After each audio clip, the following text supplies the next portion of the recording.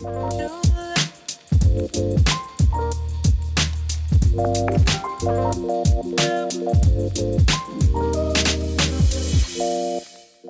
move on and let's take everything that we have assembled so far, so the circuit board with the button caps and the front plastic piece, and let's take one of these displays so that we can plug them into the circuit board.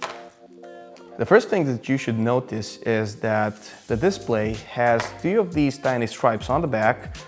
These are used for fixating the display to your casing.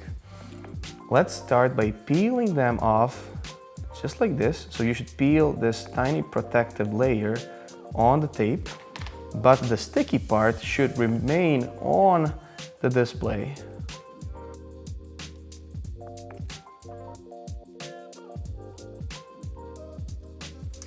You need to put the display on the casing like this.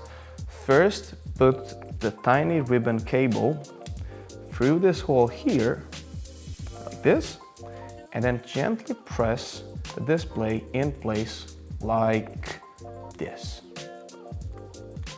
This is what it should look like. So the tiny ribbon cable, being loose at the back, and the display on the front side like this.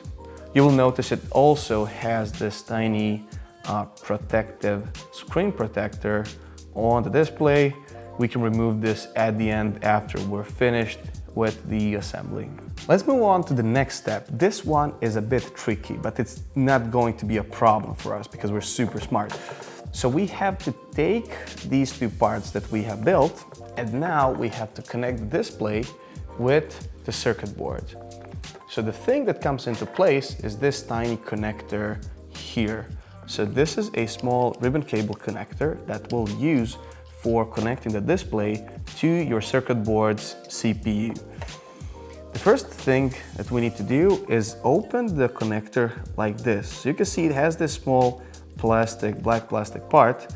It should go out just like this. So now the connector is open. For the next step, we need to take the ribbon cable and we need to gently press it and put it inside the ribbon cable connector like this, you see.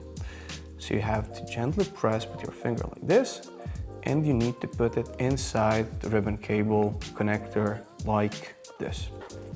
For the next step, you should take the screwdriver and very gently close the connector like this. So first press on one side of the connector and then on the other side like this. And now the connector is closed.